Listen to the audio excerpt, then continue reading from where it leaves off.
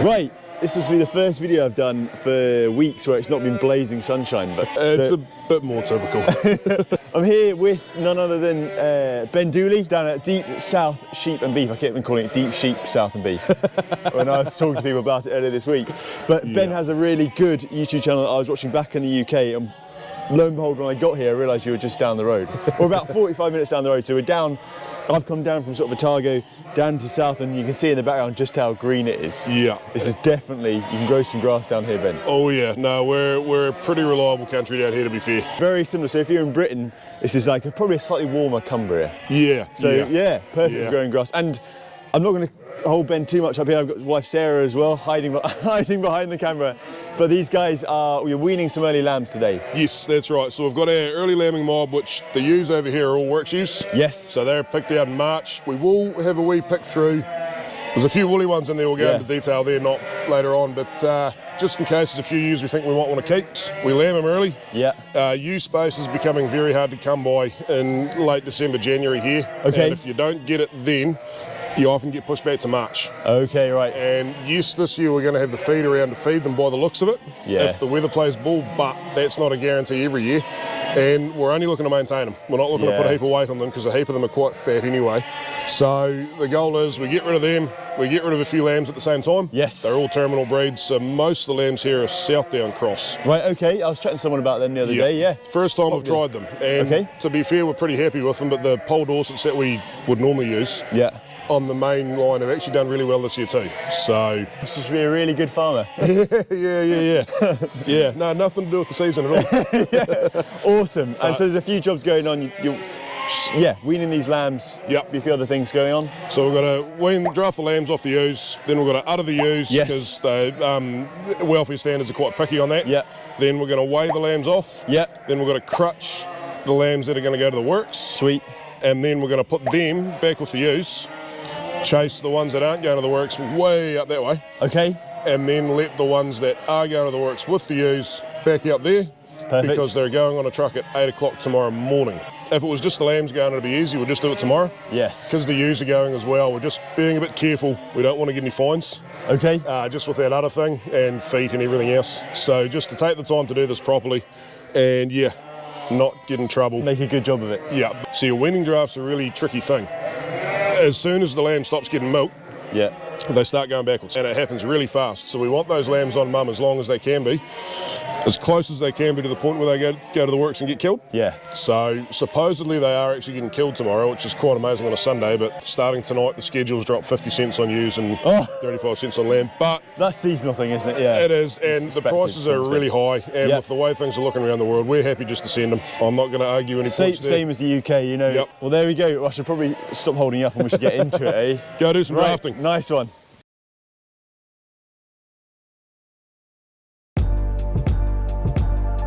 So, as Ben said, the first job is to separate these ewes from the lambs as they're currently all mixed in together. That requires a steady hand on the two-way shedding gate, so I'm quite relieved Ben hasn't asked me. As he also said, the works or the abattoir have pretty limited ewe space, so he's keen to get these ewes away now. To go, they have to be fit to travel, one condition of which is not having any open wounds or necrotic udders. So after this, he and Sarah will go through and check them. Just like in the UK, the price of lamb on a per kilo basis is very variable, and a lot of this variation is due to supply and demand. Because sheep are seasonal breeders, there is inevitably a glut as summer progresses. Of course, besides the price per kilo, the actual weight of each lamb will determine how much Ben and Sarah get paid too. They'll get paid for the dead weight rather than the live weight, which is once they've had the non-saleable parts, basically the guts, the skin, the head and so on, removed. The killing out percentage, or the ratio of dead weight to live weight, is typically somewhere around 40 to 50% for lambs. So a lamb that's 40 kilos on the hoof, you might expect to be somewhere in the region of 16 to 20 kilos on the hook. Now that's a very rough estimation, and no doubt some of you sheep farmers will put me right if you think I'm too far out. The astute amongst you will have noticed there are several very large lambs in this batch that also still have their tails on. Now there's a story behind them, but I'll let Ben tell that later. First, he's going to tell us what dead weight he's aiming for and why. I was surprised that the weights people tend to be lower than in the UK, like dead, on the hook. Yeah, I think it's like we do target the bigger lambs here, to be fair. Yeah. Okay. We sort of target that 20 kilo carcass, not at this time of year. Yeah. But an average for the season in a season that allows. But it's all to do with packaging. Yes. It's what the consumer's wanting in a package, and if they get too big and they've got to start cutting things in half, it becomes more expensive and more tricky. Yes. So, yeah, they've targeted that 17.5 kilo lamb as their ideal, but with a decent range either side of that. Yeah. So realistically, 14 kilos and 25 kilos. I'm distracting you on the shedding gate. You're right. Sorry. You get...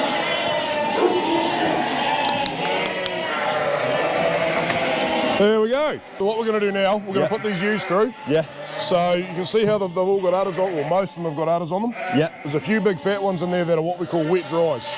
Yes. So they haven't reared a lamb. They got in lamb, but haven't reared one, and they're horrendous. This great big fat thing here with the yellow tag's probably one.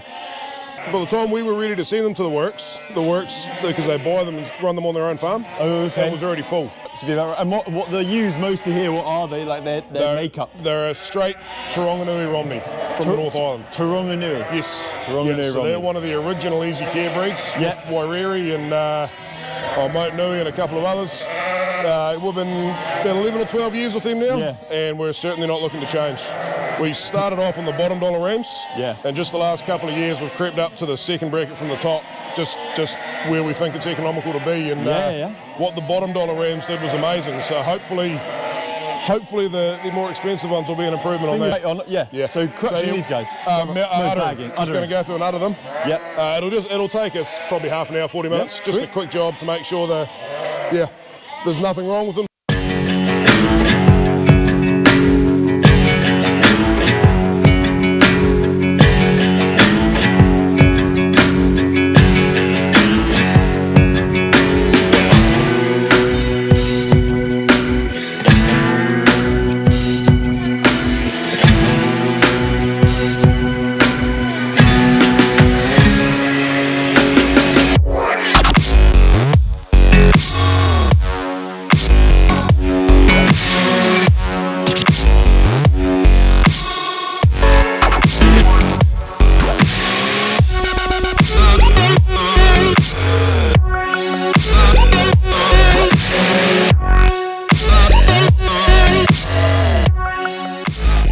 Apologies, I forgot it wasn't 2004 and no one listens to dubstep anymore.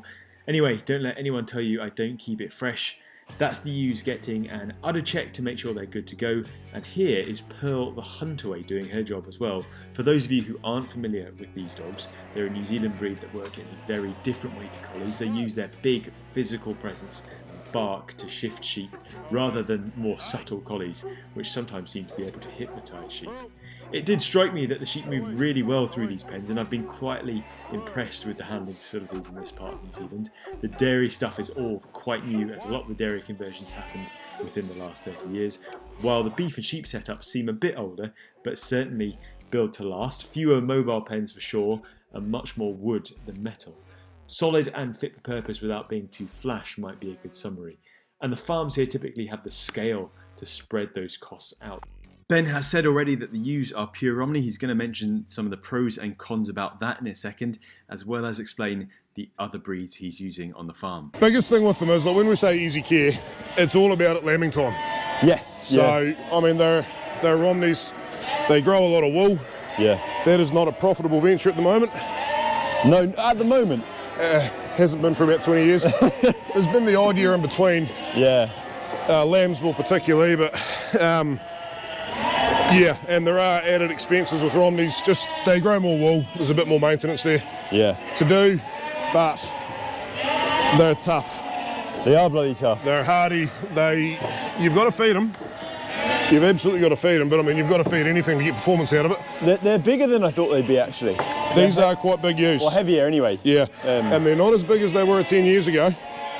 And we're actually looking to, we've told the ram breeder that we want a series of things, but we'll take the bigger end of the scale, because everyone wants the smaller end.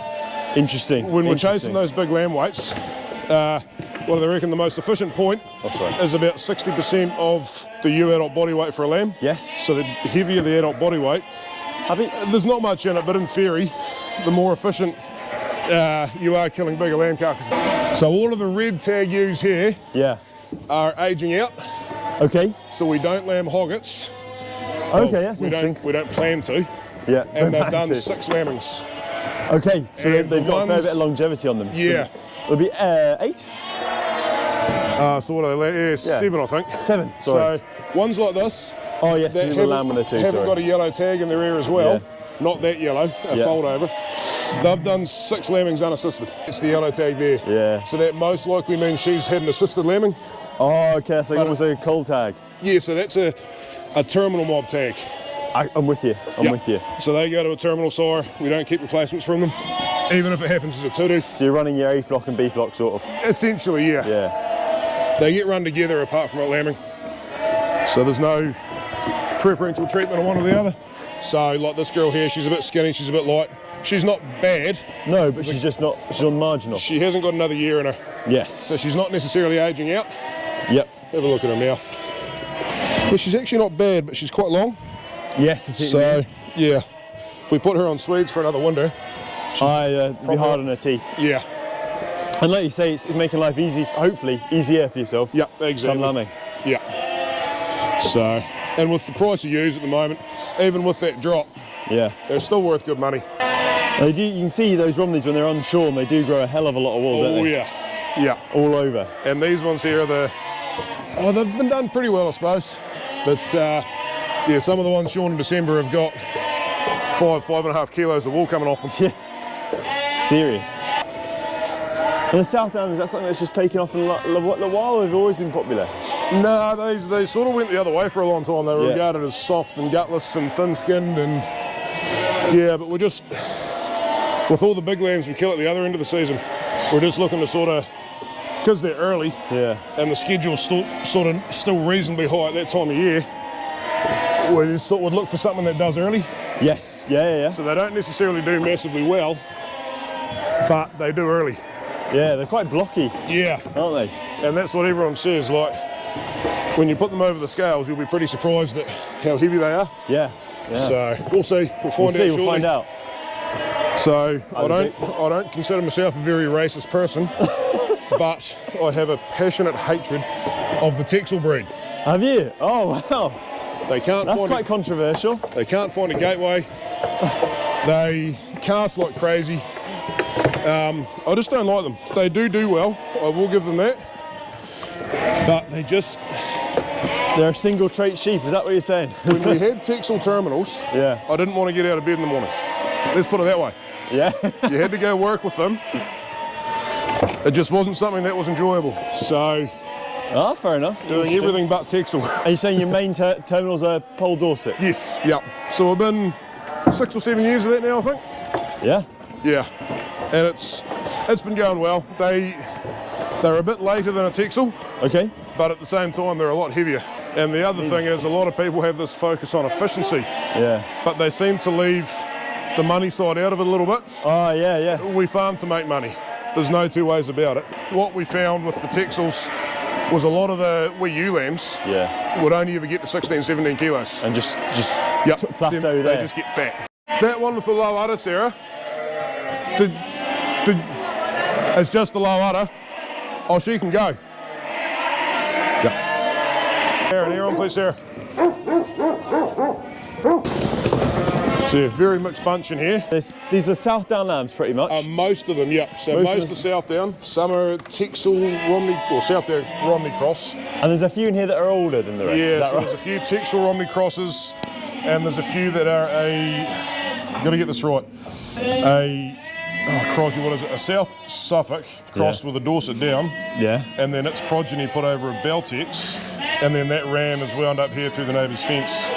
And we just call it a composite. It sounds very professional. Yeah. So they lamb between the 20th of July and the 10th of April, of August, sorry. Yeah. And then the main line, which are the South Downs, they all started the 23rd of August. I don't know if you'll be able to see it on the camera, but there's a lot ones with the long tails are the accidental earlies. There they are, exactly. And then there's right beside it, there's a wee one there. Yeah. So he's a bit younger. Now, it's not going to matter weaning them this early. It's not ideal.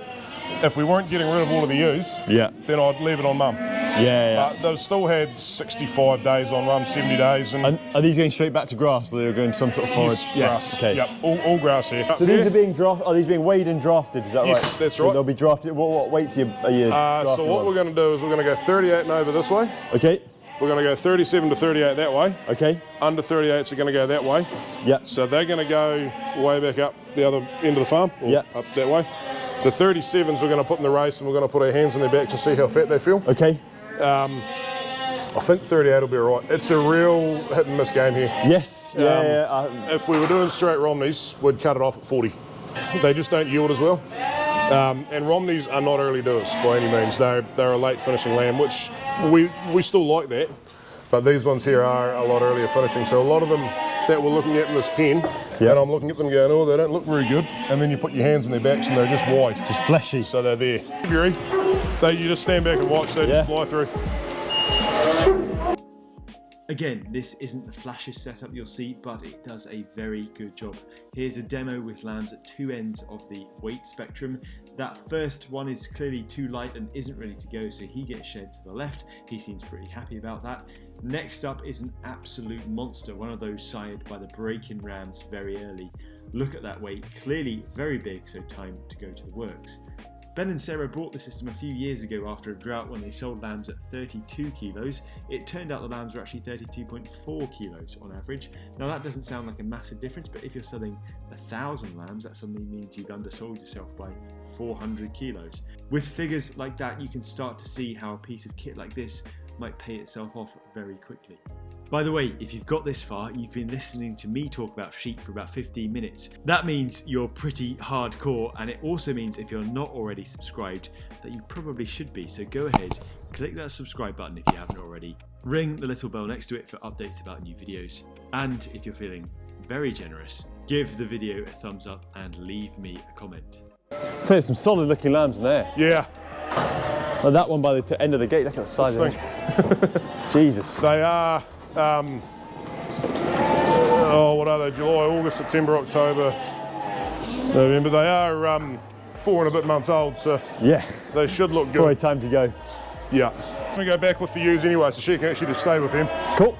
Right, yeah, we'll just chuck him. Come here. Oh. That made the grade. Feels pretty heavy, but he's just not real. Big frame, man. Yeah. See that? You touch those two, or even he's probably a bit marginal, that one, and then go to that one. Yeah. You feel he's a bit, so he's probably one that's jumped in, or he's just, he's pretty heavy. It probably would be fine, but I don't like them going under that 14 kilo mark. No. Yeah. Once you got them this far, I suppose. Yeah. See, those two there are sort of, no, these two can come out. Right. Go. Oh no, you got it. Just like that. Sweet. Easy.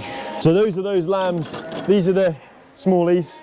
These are the marginals that got weeded off, aren't they? Just because they've not quite got the not quite got the flesh. Yeah, we're going to put them back in with the wee ones. Yeah. And that wee handful up there as well with last year's hoggets. It just goes to show those early lambs didn't do as well as we thought they did. Cool. And they're just going to get crutched now. Yep.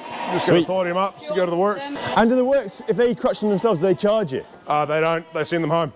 No, there's no... they just don't want them? No tolerance there. No mucking around. It's on us to tidy them up, so make sure that's tight so the cutter doesn't fly off and hit you. It's probably a good start. Yeah, so, wee bit on these. I'll show you how well it cuts. Straight in there. Just takes it off nice and easy. There you can get that. Now if I put my hand on the end of that, can't cut me. That'll be a great video. So these are quite rounded tips. Okay. This is quite a new comb, and they do get a bit sharper. But you see, you might be able to see in the camera. We'll try. There's a bevel on there, sort of wee scallop. Yeah, I can see that. Yeah. So that's not sharp. I mean, if you're stupid and you push hard enough, it will cut. Yes, sounds like something I do. Yeah. But the cutting's done back here. Right. Yeah, by the cutter, not the comb. Yeah. So when the machine is running, you can actually put quite a bit of pressure on and not do any damage. Not hurt yourself. So. And that's what we're aiming for. Yep. Nice shaved bum. I might just do a wee bit more down through here though, just because they do get a wee bit fussy around the legs and that. And what, is that just to save them a job? Just It's where the knife goes through. they don't want it to be shitty. Yeah, that's right. I did know that one. So, only a week to do here, not a stressed panic job, so we'll just take our time. And the lambs off mum will bruise quite easily. Yep. So you see that one there? Yeah. I'm not going to touch him. A couple of wee bits there, but you're allowed a thumbnail full. And his legs are pretty clean. So we're not going to worry about him. Okay. Just going to let him go. Yeah, that one's probably pretty borderline, so we'll do that one. Yeah. This bit here is what they call the milk dags. Milk dags, right? Yeah, well, it's sort of probably a bit of urine stain in that as well, but it's not the real green dags, so they get quite worried about that one. Well, you can imagine, I suppose if you were eating the lamb chops off him, you wouldn't want that knife passing through all that crud, eh? And we're quite happy to get the space at the moment, so I'm quite happy to do a reasonable job for them. Hey, it's stuck. Always hard doing tails because they're easy to cut. Yes, I imagine.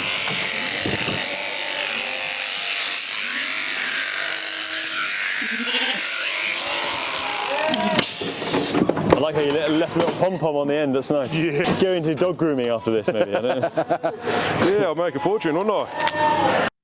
Confession time. As always, I got carried away with talking to Ben, so have a mountain of footage from the rest of the day, which is honestly really interesting. We tour the farm, we talk about New Zealand farming, the regulations, the changes that are happening, but I don't want to make this video too long, which it probably already is. So I'm going to do the same as I did for the lambing beat vlogs with Fraser and put the farm tour on a second instalment next weekend. We cover a lot more of the system and the grazing, as well as find some cattle to put the beef in Deep South sheep and beef. So stay tuned for that, subscribe if you haven't already, and of course head over to Ben's channel for more in the meantime. I've put that link in the video description alongside some of his social media links. Right you lot, that's enough for now. Have a great weekend. I'm out.